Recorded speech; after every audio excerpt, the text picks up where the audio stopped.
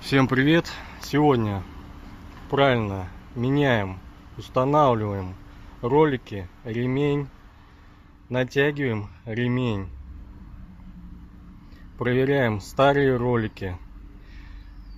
Будет отдельное видео по качеству этих роликов. Ссылку я оставлю в описании к этому видео. Но перед этим, чтобы все это сделать, необходимо снять защиту с двигателя. Ссылку я оставлю в описании, как правильно это сделать. Отсоединить вот эти крепления. Ссылку я оставлю в описании, чтобы их не сломать банально. Отсоединить шлейф от расходометра, расслабить хомут и повернуть трубу на 90 градусов и подобным вот образом ее закрепить. Далее я растянул натяжитель ремня. Вот ремень болтается. Осталось отсоединить вот эти вот болты. Соответственно, ключом сейчас я их выкручу. После того, как я снял натяжитель, я вам сразу скажу, как правильно поставить ремень и как он ставится. Для себя вы нарисуйте вот эти вот все ролики и как идет ремень, чтобы не путаться и не было проблем с установкой. Вот здесь под шкифом коленвала есть защита.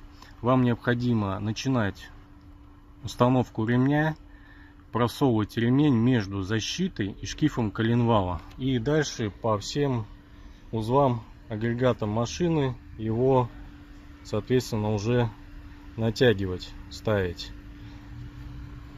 Теперь поговорим о том, как проверить ролики.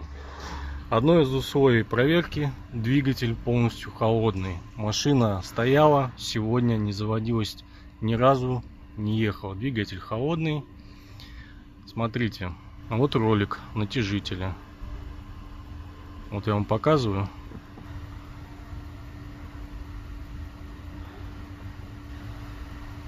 Вот видите, он болтается, у него люфт есть. Он к замене. Проверяем помпу. Помпа стоит мертво. Хорошая помпа. Дальше проверяем паразитный ролик. Есть люфт к замене.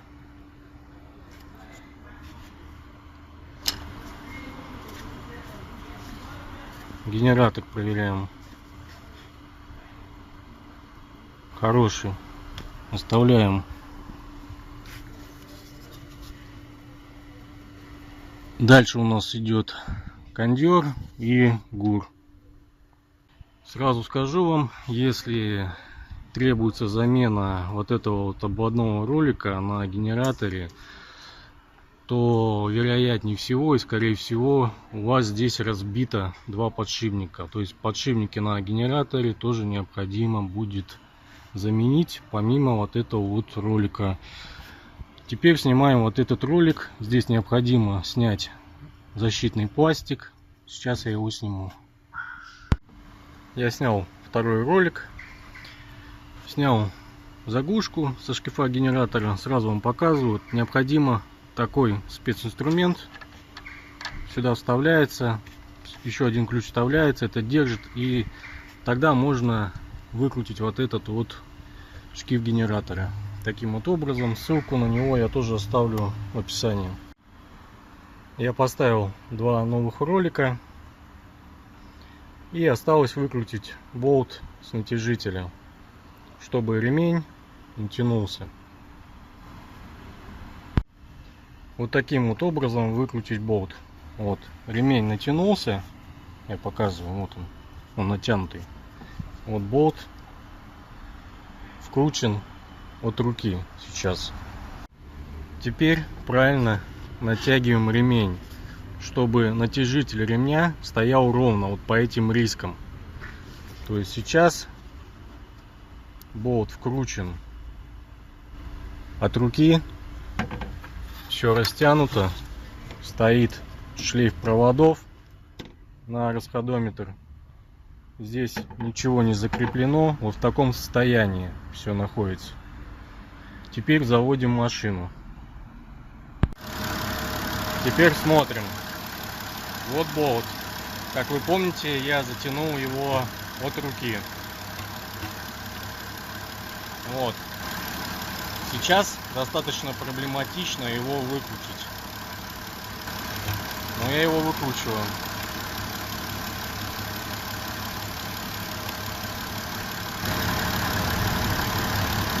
И смотрите внимательно за рисками на натяжителе.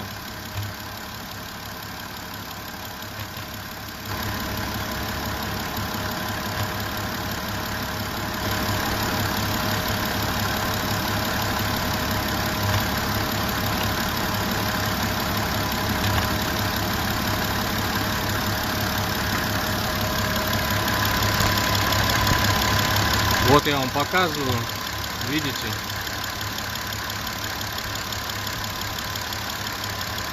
Натяжитель практически не шевелится, но необходимо сейчас будет снова вкрутить болт. Итак, я вкрутил болт уже ключом, и натяжитель немного растянулся. То есть сейчас ремень провернуло полностью вокруг коленвала и остальных роликов. И теперь мы его обратно сводим, натяжитель. И теперь смотрите разницу.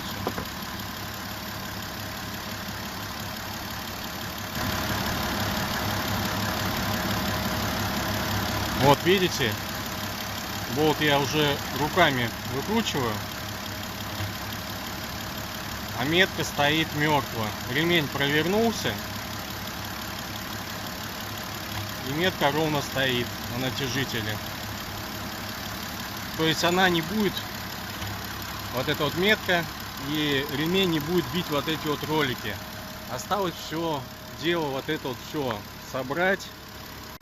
Вот я вам показываю, сейчас стоит новый ролик на натяжителе. Двигатель работает. Вот смотрите, вот риски, смотрите за ними. Я палец ставлю вот так вот ногтем.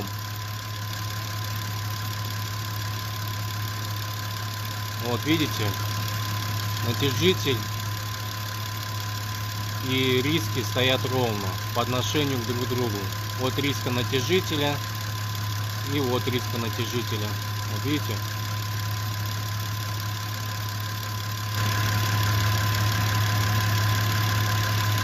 Если видео было полезно, ставьте палец вверх, подписывайтесь на канал. Всем пока.